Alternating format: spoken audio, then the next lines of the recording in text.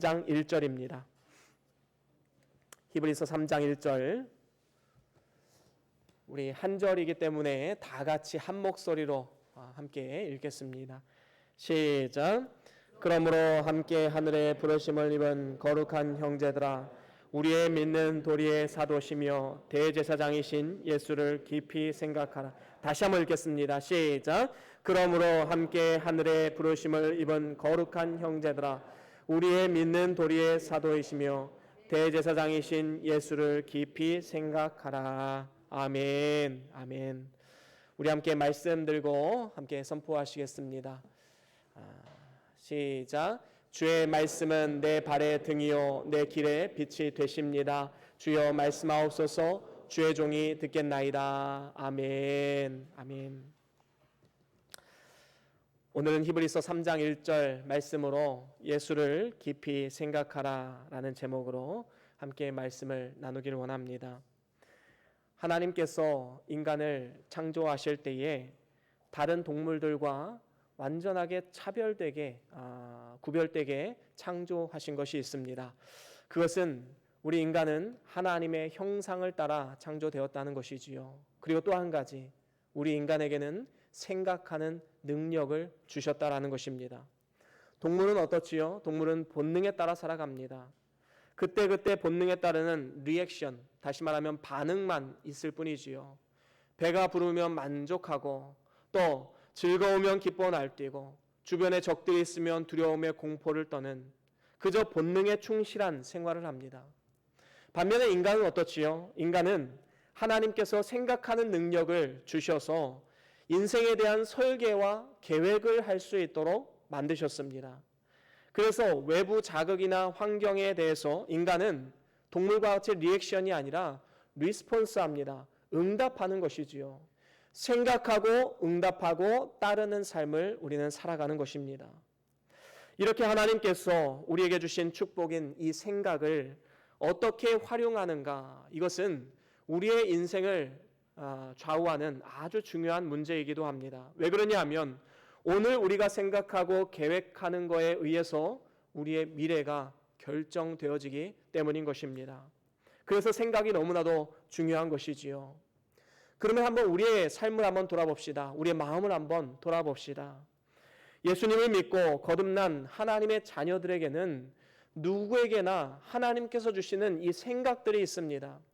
이것이 아주 지배적이지 않다라고 할지라도 누구에게나 이 작은 씨앗과 같이 우리의 마음 가운데 부어주시는 생각이 있지요. 그 생각은 예수님을 닮아가고 싶다라는 생각입니다. 이 마음은 누구에게나 있는 것입니다. 그런데 문제는 무엇입니까? 이 작은 씨앗과도 같은 이 마음들이 싹이 트고 열매가 맺는 것이 그리 쉬운 일은 아니다라는 것이지요. 왜 그렇습니까? 우리의 삶 가운데 육신에는 마음으로는 원이로되 육신이 연약하여서 우리가 열매 맺지 못하는 경우가 너무나도 많이 있다라는 사실이지요. 본능에 충실한 삶은 아무 노력이 필요 없습니다. 그저 마음대로, 마음 가는 대로 살아가면 되는 것입니다. 그런데 예수님을 닮아가는 일에 있어서는 그냥 되는 게 아니지요. 우리의 노력이 필요합니다. 우리의 의지적인 결단이 필요한 것입니다. 대부분의 경우 예수님을 닮아가고 싶다라는 이 마음이 있을지라도 열매를 맺지 못하는 경우는 우리 마음 가운데 세상의 것들로 너무나도 많이 꽉 차 있을 때 그럴 경우도 많이 있습니다. 세상의 것에 대한 미련이 많고 또 세상 것에 대한 욕심이 많으면 많을수록 우리는 아름다운 신앙 인격을 열매를 맺어가기 힘들다라는 것이지요. 물론 세상에서의 성공이 중요하지 않다는 것은 아닙니다. 물질에 대한 생각 자체가 잘못된 것이 아니다라는 것이지요. 하지만 중요한 것은 무엇입니까? 이것이 너무나도 커지면 이것이 욕심이 되고, 욕심은 또한 욕망이 되고, 이를 통해서 우리의 인생이 실패의 길로 접어드는 하나의 단서가 될 수 있다는 사실에 우리는 주목해야 되는 것입니다. 그렇습니다. 우리의 인격이 예수님을 닮아가지 못하고 계속해서 환경의 지배를 받고 영향을 받는다면, 그래서 우리 마음 가운데 너무나도 잡다한 것이 많이 들어있다면 우리는 예수님을 깊이 묵상할 수 없고 또 예수님을 닮아갈 수 없음을 분명히 알아야 되는 것입니다. 예수님께서 비집고 들어갈 틈이 없기 때문인 것이지요. 제가 지난 한 주 동안에 하나님께서 저의 마음 가운데 계속해서 울림과도 같은 음성을 주신 것이 있습니다. 그것은 오늘 본문 말씀이지요. 예수를 깊이 생각하라. 예수를 깊이 생각하라. 그래서 오늘 본문 말씀을 함께 나누게 된 것입니다. 우리의 삶을 살아감에 있어서 미래에 대한 걱정과 두려움이 생길 때에, 환경에 대한 어려움이 있을 때에, 그리고 마음속에 낙심되는 일이 있을 때, 그리고 세상 것에 대한 욕심이 생길 때에 하나님께서는 우리에게 한결같이 이렇게 말씀하십니다. 예수를 깊이 생각하라. 예수를 깊이 생각하라.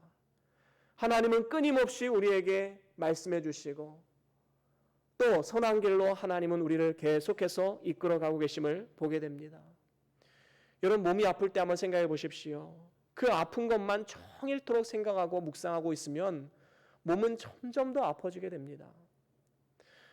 여러분, 두려울 때에 그 두려운 환경만을 계속해서 묵상하면 어떻게 되죠? 우리의 마음과 생각이 그쪽으로 흘러갈 수밖에 없습니다. 우리 마음 가운데 어떤 욕심이 찾아왔다. 그러면 그것을 갖기 위해서, 그리고 그것을 못 누리는 것으로 인해서 마음 아파하고 힘들어한다면 우리는 계속해서 불행한 인생을 살아갈 수밖에 없는 것입니다. 우리는 우리 마음 가운데 이 잘못된 생각이 지배하지 못하도록 우리의 마음의 줄기를 바꿔야 됩니다. 그래서 물의 흐름을 바꿔야 되는 것이지요. 그래서 예수님을 깊이 묵상하는 삶. 두려울 때, 아플 때, 욕심이 찾아올 때 우리는 더욱더 예수를 묵상하는 삶을 살아가야 됩니다. 이렇게 물줄기를 바꿔놓으면 그 물줄기는 나를 적시게 돼서 나를 축복합니다. 하나님께서 은혜로 넘치게 하시지요. 그리고 나를 통해서 또 다른 사람들에게 그 축복이 흘러가게 하십니다. 그리고 이를 통해서 교회가 성장하고 나라와 민족이 복을 받게 되는 것입니다. 여러분, 꼭 좋은 일만 생겨야 그것이 형통한 일이고 좋은 일입니까? 삶 가운데 예수를 깊이 묵상하는 삶, 예수와 깊은 교제를 나누는 삶, 이러한 삶이 진짜로 만사형통한 삶이 아니겠습니까? 그렇다면 우리는 이러한 형통한 삶, 예수를 깊이 생각한다는 것, 이것은 어떠한 의미가 있는가? 거기에 대해서 저는 여러분들과 이 네 가지로 함께 말씀을 나눠보길 원합니다. 첫 번째로는 하늘로 불러주신 예수를 생각해야 됩니다. 예수를 깊이 묵상해야 되는데 어떻게 묵상해야 되느냐? 우리를 하늘로 불러주신 예수를 묵상해야 된다라는 것이지요. 오늘 본문 말씀 초반절에 보면 함께 하늘의 부르심을 입은이라고 말씀하고 있습니다. 이것은 우리가 하늘로부터 부르심을 받은 사람들이다라는 것을, 우리의 정체성을 지금 깨우쳐주는 것이지요. 우리의 진정한 시민권은 이 땅에 있는 것이 아닙니다. 하늘에 있는 것이지요. 그렇습니다. 인간은 사실 범죄함으로 인해서 하나님을 멀리 떠나서 저주와 멸망에 처해질 수밖에 없었지만 하나님의 은혜로 부르심을 받게 된 것입니다. 그래서 디모데후서 1장 9절에 보면 이렇게 말씀하시지요. 우리 같이 한번 읽어보겠습니다. 디모데후서 1장 9절입니다. 시작. 하나님이 우리를 구원하사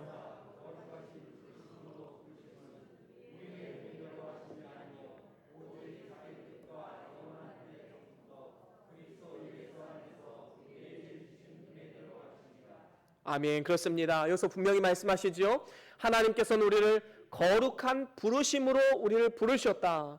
그것은 우리의 행위로 말미암는 것이 아니라 창세 이전부터, 영원 전부터 하나님의 선택에 의해서 이루어진 것이다 라고 분명히 말씀하고 있는 것입니다. 그래서 우리가 하늘로 부르셔서 이제는 어떻게 하시는가, 거기에 대해서 에베소서 2장 6절 말씀 우리 같이 한번 읽어볼까요? 에베소서 2장 6절입니다. 함께 읽습니다. 시작. 또 함께 일으키사 그리스도 예수 안에서 함께 하늘에 앉히시니. 그렇습니다. 하나님께서 부르시고 일으키셔서 하시는 일이 있습니다. 그것이 무엇입니까? 함께 일으키사 그리스도 예수 안에서 하늘에 앉히셨다. 예수 그리스도와 함께 앉히셨다라고 분명히 말씀하고 있는 것이지요. 이것은 최고의 영광의 자리에 우리를 앉혀주셨다라는 것입니다. 이것은 마치 땅을 기어다니는 이 유충, 이 애벌레가 이제 어느 순간이 지나면 성충이 되어서 허물을 벗고 하늘을 날아다니는 나비가 되어지죠. 이 나비가 되었을 때 만약에 그 나비에게 의식이 있다면 과연 그 유충일 때 내가 이렇게 날아다닐 수 있다는 사실을 과연 상상조차 했겠습니까? 아마 상상조차 하지 못했을 것입니다. 우리는 비록 이 땅 가운데 살아가고 있습니다. 하지만 하나님께서 하늘로 부르셔서 그 영광스러운 자리에 우리를 앉히시는 그 순간을 우리가 안다면 우리가 낙심할 이유가 무엇이 있겠습니까? 도저히 상상조차 할 수 없었던 놀라운 하나님의 영광과 은혜가 우리에게 부어지는 이 역사가 일어나는데 우리가 어떻게 그 자리에 앉아서 좌절하고만 있을 수 있겠습니까? 우리는 성경을 통해서 인생이 어디서 왔다가 어디로 가는지 분명히 깨달은 사람들입니다. 이건 하나만으로도 우리는 너무나도 크고 놀라운 은혜를 받은 사람들이지요. 우리는 이것을 하나님의 은혜로 부릅니다. 나의 공로, 나의 노력이 아니라 오직 하나님의 은혜로, 그리스도의 능력으로 그 영광스러운 하늘로 부르심을 받게 된 것입니다. 이렇게 한번 부르심을 받은 사람들은 이제는 더 이상 정죄함이 없고 하나님의 소유된 백성이기에 절대로 버리지도 않고 떠나시지도 않고 끝까지 보호하시고 인도하신다 약속하고 계심을 우리는 볼 수 있습니다. 이사야 43장 11절 말씀 한번 읽어볼까요? 이사야 43장 1절 말씀입니다. 1절과 2절 우리 다 같이 한 목소리로 함께 읽겠습니다. 시작. 야곱아 너를 창조하신 여호와께서 이제 말씀하시느니라.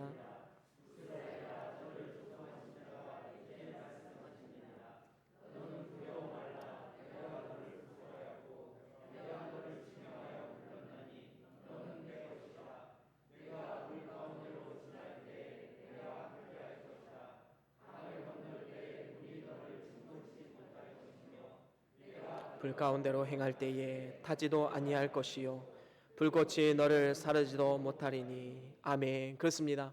이 말씀은 누구에게나 적용되는 말씀은 아니지요. 오직 하나님께서 의롭다 인정하신 자, 특별히 내가 너를 구속하였고 내가 너를 지명하여 불렀나니 너는 내 것이라 라고 말씀 받은 사람들, 하나님의 자녀들이지요. 그 자녀들에게 하나님께서는 이렇게 말씀하십니다.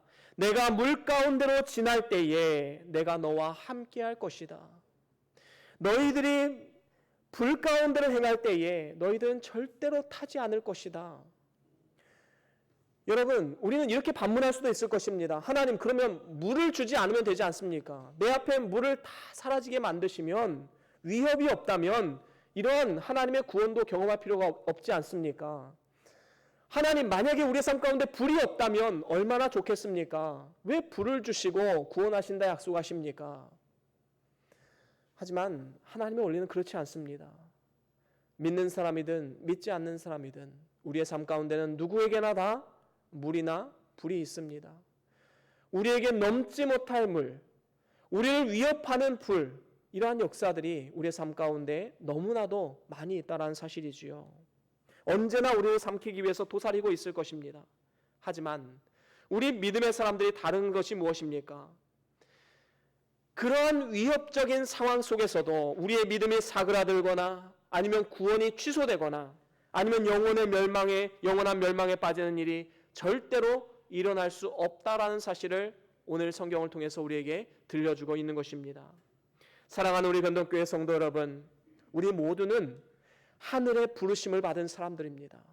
확실한 정체성을 가지고 살아가십시오. 하늘의 시민, 하늘의 소유된 백성입니다. 이러한 자아 정체성을 세우고 환경이 아무리 우리를 넘어뜨리려 유혹을 한다 할지라도 우리를 하늘로 불러주신 예수를 깊이 생각함으로써 우리에게 담대함을 주시는 하나님을 바라보며 넉넉하게 승리하시는 우리 모두의 삶이 다 될 수 있기를 주의 이름으로 간절히 축원합니다.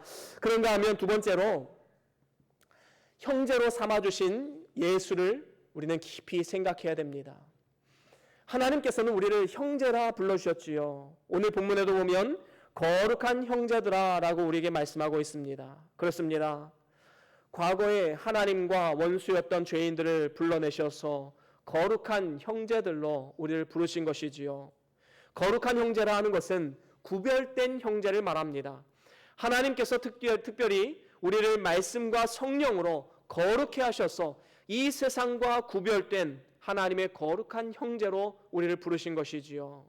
그래서 히브리서 2장 11절에도 이렇게 말씀합니다. 우리 같이 한번 읽어보겠습니다. 히브리서 2장 11절 시작. 거룩하게 하시는 자와 거룩하게 함을 받은 자 하나님께서 난지라. 그러므로 형제라 부르시기를 부끄러워 아니하시고. 아멘. 그렇습니다.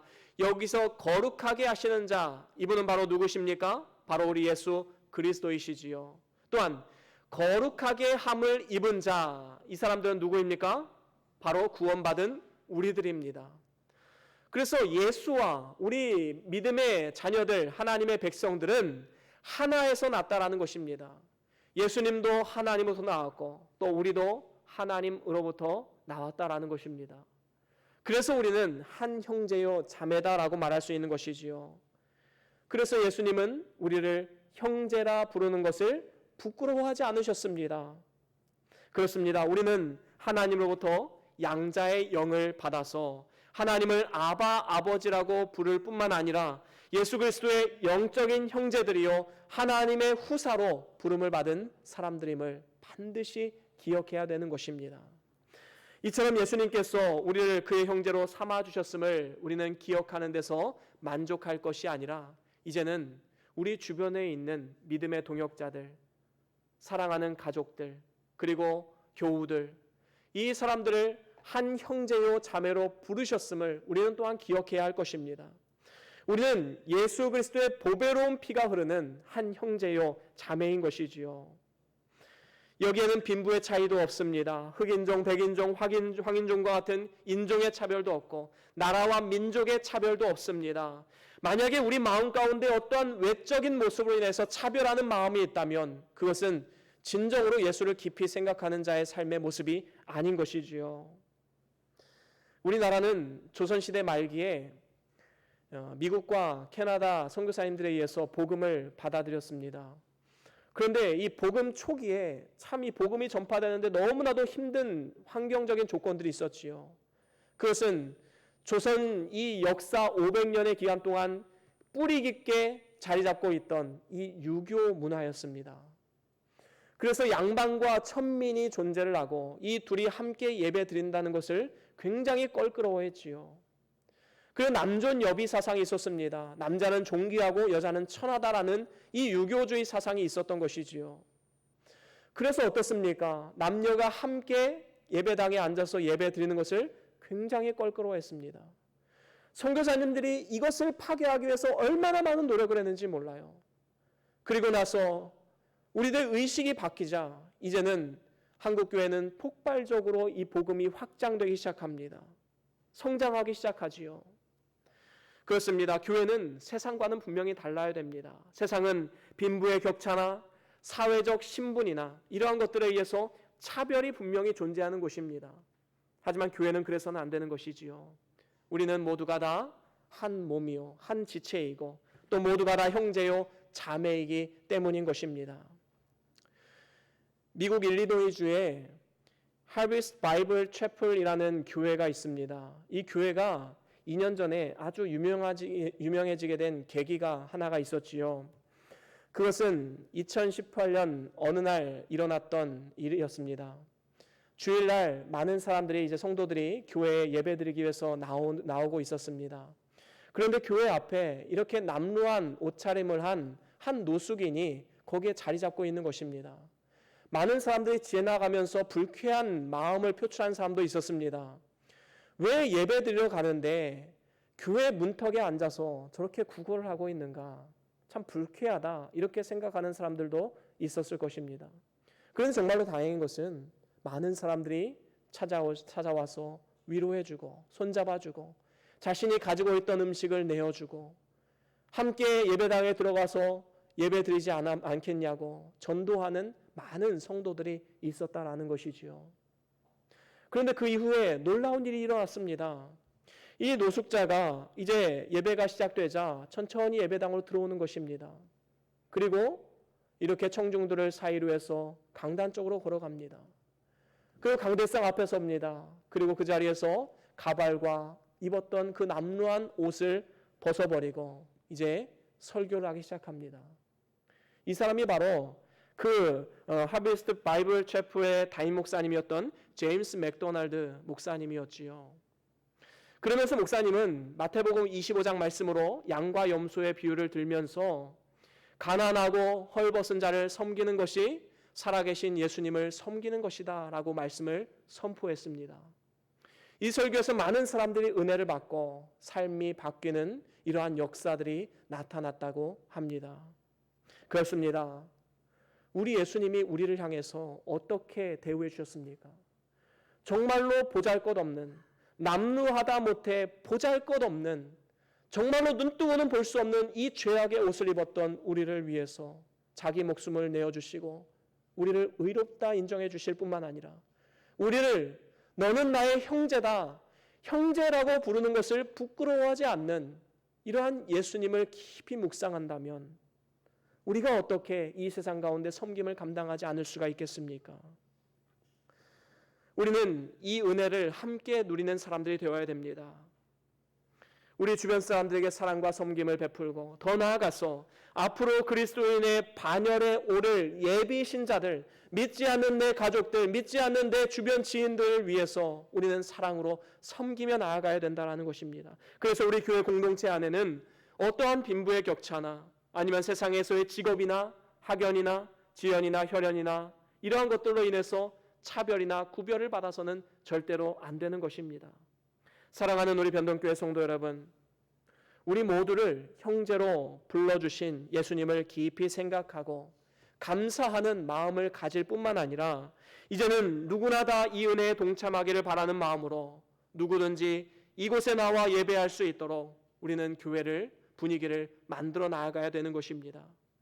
우리끼리 너무 친하고 우리끼리 너무 똘똘 뭉치면 새로운 가족들이 들어와서 적응하기가 너무나도 힘든 것이지요. 그래서 저와 여러분들이 예수님을 깊이 묵상함을 통하여서 진정으로 차별이 없는 교회, 주 안에서 서로 한 형제요 자매요 서로 사랑하고 섬기는 아름다운 교회, 하나님의 영광이 나타나는 복된 교회로 아름답게 쓰임받을 수 있기를 주의 이름으로 간절히 축원합니다. 그런가 하면 세 번째로는 도리의 사도이신 예수를 깊이 생각해야 됩니다. 오늘 본문 말씀에 보면 이 도리의 사도이신이라고 말씀하고 있지요. 이것은 바로 예수님이 어떠한 모습으로 우리 가운데 오셨는지를 잘 보여주고 있습니다. 여기서 도리라고 하는 것은 우리가 믿고 따르는 진리의 말씀이지요. 그리고 사도라 하는 말은 보내심을 받은 자라는 뜻을 가지고 있습니다. 그래서 예수님께서 도리의 사도이시다라고 말씀하는 것은 어떤 뜻입니까? 진리를 위해서 보냄을 받은 자다라는 것을 우리에게 가르쳐주고 있는 것입니다. 그렇습니다. 예수님께서 왜 이 땅 가운데 보내심을 받았습니까? 예수님은 살아계신 하나님을 우리에게 보여주시기 위해서 이 땅 가운데 오신 것입니다. 그래서 우리는 예수님을 통해서 살아계신 하나님을 영안을 열어서 볼 수 있는 능력이 누구에게나 다 있는 것이지요. 그런데 만약에 이런 사람이 있다고 생각해 봅시다. 나는 예수님을 믿기는 믿는데 하나님이 이 세상을 창조하셨다는 건 믿지 못하겠어. 내가 학교에 나가서 진화론을 들어보니까 이 진화론이 훨씬 더 과학적인 것 같아. 나는 하나님이 지금도 살아 역사하셔서 이 온 우주를 주관하신다는 것은 난 믿지 못하겠어. 여러분, 만약에 이러한 사람이 있다면, 물론 이런 사람이 있을 수는 없을 거 생각이 되지만 만약에 이런 사람이 있다면 이 사람은 진짜로 예수님 믿는 사람들이 아닙니다.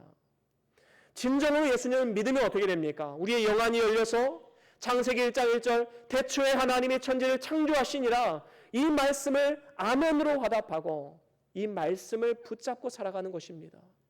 그래서 삶 가운데 일어나는 모든 일들을 통해서 하나님 역사하신다. 하나님 일하신다. 눈에 보이지는 않지만 하나님이 지금도 보이지 않게 일하고 계신다. 이것을 삶으로 느끼고 경험하며 살아가게 되는 것입니다. 그렇습니다. 우리는 예수님께서 하신 말씀을 분명히 기억해야 됩니다. 예수님께서 뭐라고 말씀하셨습니까? 나를 본 자는 아버지를 본 자이다 라고 말씀하지 않으셨습니까? 그렇습니다. 우리는 예수님을 깊이 생각하면 생각할수록 영안이 열리게 되고 눈에 보이지 않던 살아 역사하시는 하나님을 볼 수 있게 되는 것입니다. 디모데전서 6장 16절에 보면 이렇게 말씀하지요. 우리 같이 한번 읽어볼까요? 시작. 오직 그에게만 죽지 아니함이 있고 가까이 가지 못할 빛에 거하시고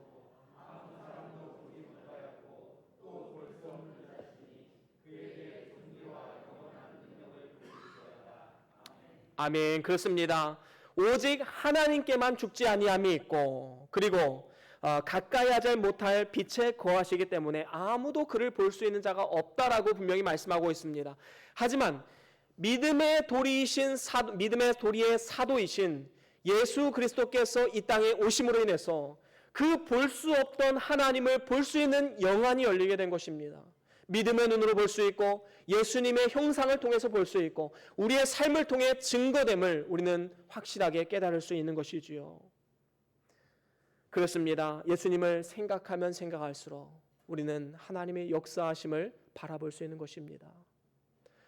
여러분, 도저히 앞길이 보이지 않는 흑암과도 같은 우리의 인생 가운데 우리의 길에 빛이 되시고 발의 등불이 되신 예수 그리스도를 깊이 묵상하십시오.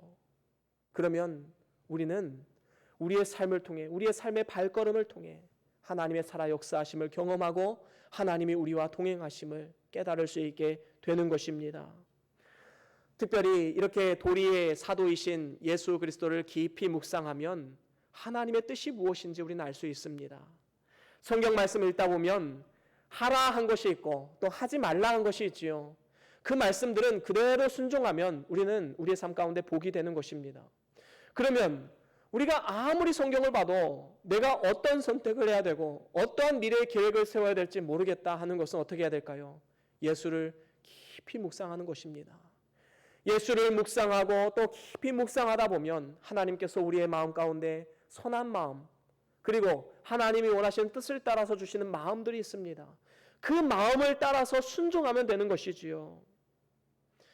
그렇습니다. 저와 여러분들이 진리를 위해 보내심을 받은 예수를 깊이 생각함으로 인해서 성령이 우리 마음 가운데 임하시고 우리의 영안이 열려져서 먼저는 지금 살아계시는 역사하시는 하나님의 손길을 바라보게 되고 또 예수님을 깊이 묵상함으로써 하나님의 뜻을 밝히 깨달아서 우리가 담대하게 하나님 말씀대로 순종하고 주 안에서 형통한 삶을 살아가는 우리 모두의 삶이 다 될 수 있기를 주의 이름으로 간절히 축원합니다.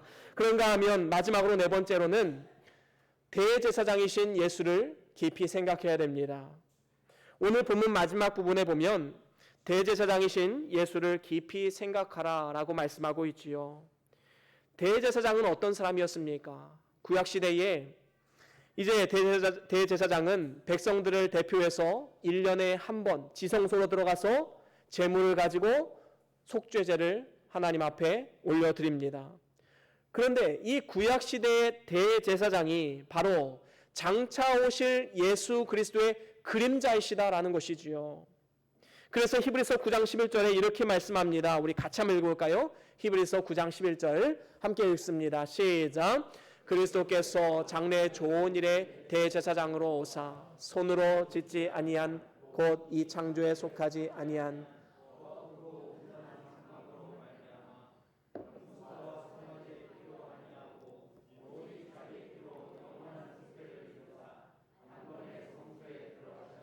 아멘. 그렇습니다. 그리스도께서 장래의 좋은 일에 대제사장으로 오셨다라고 말씀하면서 뭐라고 선포합니까?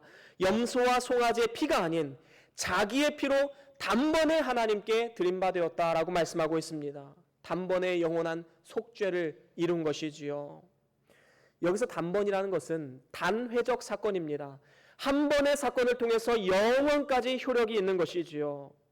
이렇게 자기 피로 영원한 속죄를 이루셔서 단번에 성소에 들어가셨을 뿐만 아니라 오늘날 하나님 보좌 우편에 앉으셔서 우리를 위해서 친히 간구하시는 분이 바로 우리 예수님이십니다.